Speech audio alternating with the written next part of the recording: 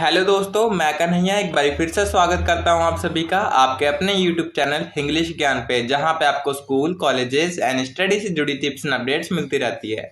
तो दोस्तों, जैसा कि इससे पहले वाली वीडियोस में हमने DUBED 2022 के लिए सोशल साइंस के जियोग्राफी एंड हिस्ट्री के इंपॉर्टेंट टॉपिक डिस्कस किए थे, सेम इसी वीडियो को आगे बढ़ाते हुए आज की इस वीडियो में हम पॉलिटिकल साइंस के जो इंपॉर्टेंट टॉपिक रहने वाले हैं, जो कि पढ़ना काफ़ी आवश्यक है आप सभी के लिए, वो हम डिस्कस करेंगे। और साथ ही साथ हम ये भी डिस्कस करेंगे कि कहाँ से, किस प्रकार से और क्या क्या चीज़ें पढ़नी है।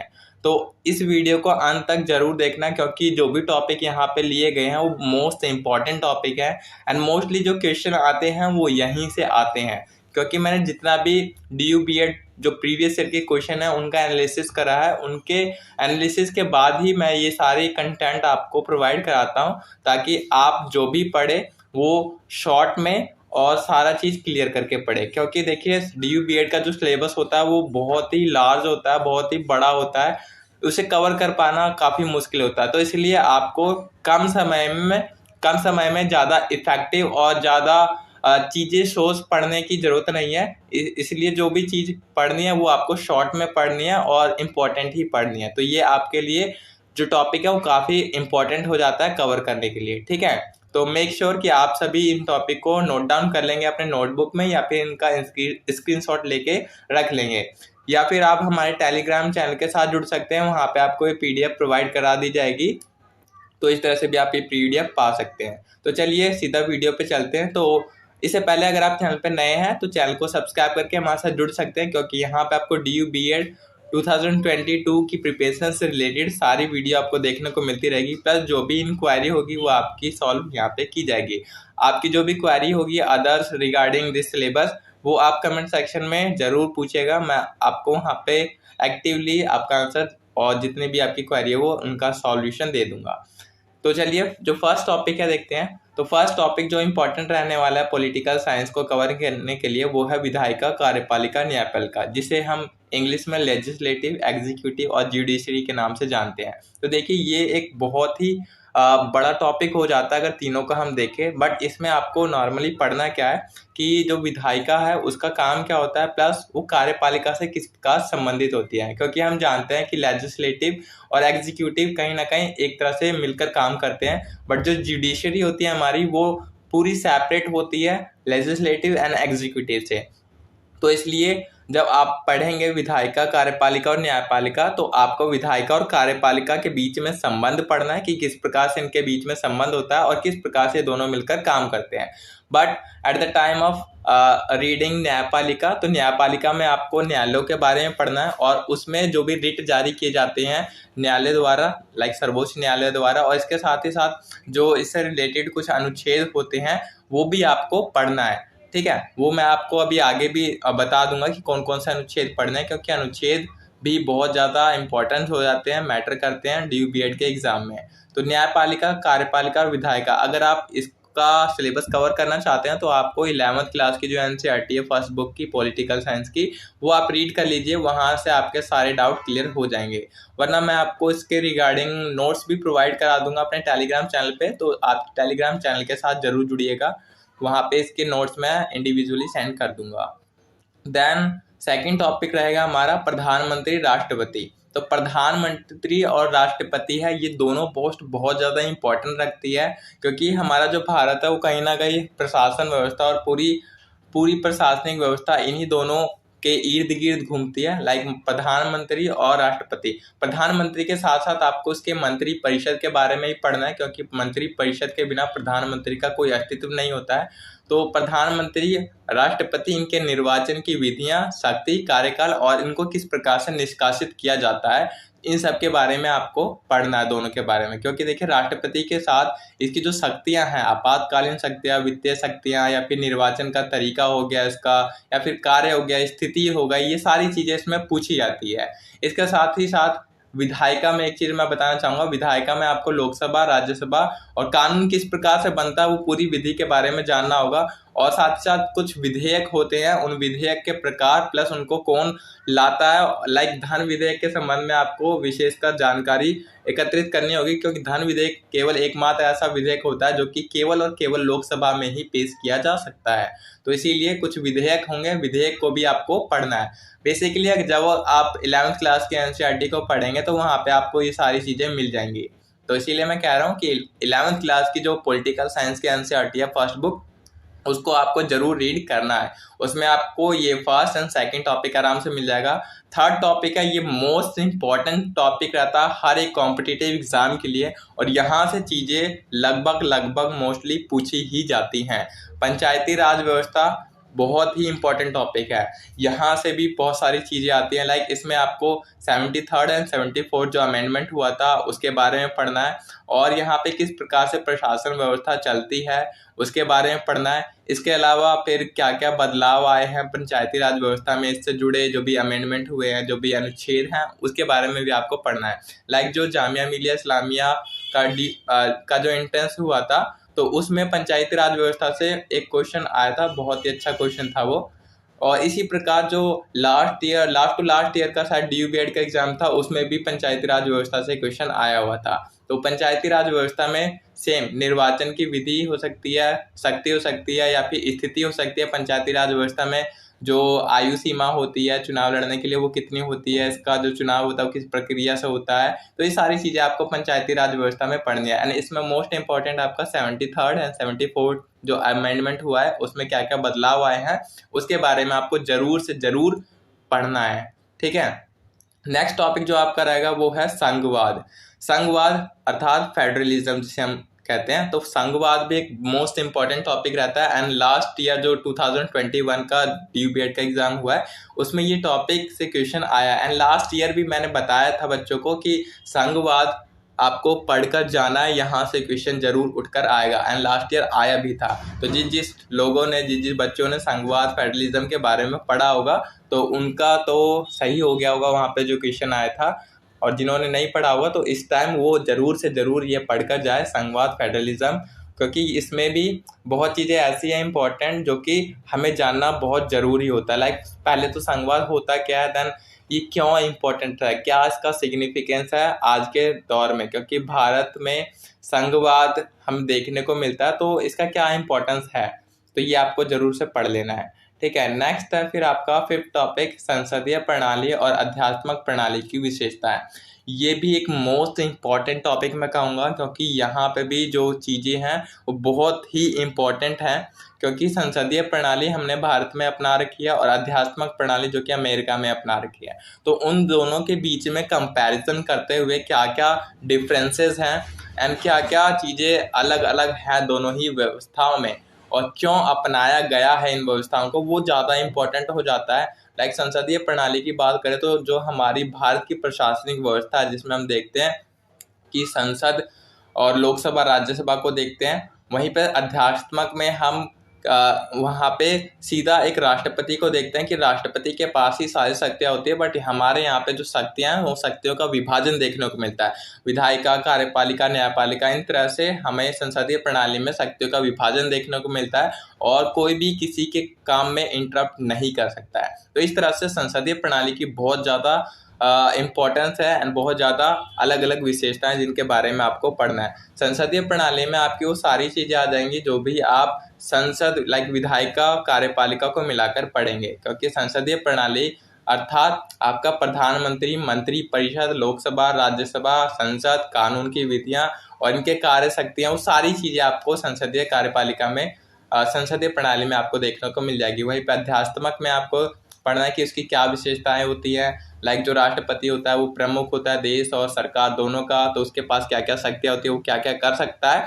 तो इस तरह से दोनों ही संसदीय प्रणालियों के, संसद प्रणाली और अध्यात्मक प्रणाली दोनों के बीच में आपको अंतर करते हुए, डिफरेंसेस पढ़ते हुए आपको इसे देखना है।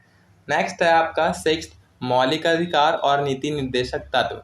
बहुत ज़्यादा इंपॉर्टेंट टॉपिक है मौलिक अधिकार, क्योंकि ये आप सभी से जुड़े हुए हैं एंड आप सभी को प्राप्त हैं। तो लाइक मौलिक अधिकार जब आप पढ़ेंगे, पहले तो मैं इतना बता देता हूँ कि मौलिक अधिकार जो नीति निर्देशक तत्व होते हैं, तो लाइक जो मौलिक अधिकार होते हैं वो हर एक इंडिविजुअल पर्सन को मिले होते हैं जो यहाँ का भारत का सिटीजन होता है। बट जो नीति निर्देशक तत्व होते हैं, जिसे हम DPSP के नाम से भी जाते हैं, तो वो जो नीति निर्देशक तत्व होते हैं वो सरकार के लिए होते हैं। उनको नीति निर्देश दिए जाते हैं, कुछ उद्देश्य उनके लिए सेट किए जाते हैं कि आने वाले भविष्य में आपको क्या क्या काम करना है और किस किस प्रकार से आपको किस किस चीज़ों का विकास करना है। तो वो सरकार के लिए होते हैं और सरकार को मानना ना मानना वो सरकार के ऊपर डिपेंड करता है। बट जो मौलिक अधिकार हैं वो प्रत्येक इंडिविजुअल सिटीजन को मिले होते हैं इंडिया में, एंड जिसका उल्लंघन करने पे आप न्यायपालिका में न्याय पाने के लिए जा सकते हैं। लाइक जो आपका 32 अनुच्छेद है, ठीक है, उसके तहत तो आप सीधा मौलिक अधिकार के हनन की स्थिति में आप सीधा सर्वोच्च न्यायालय में अपील कर सकते हैं।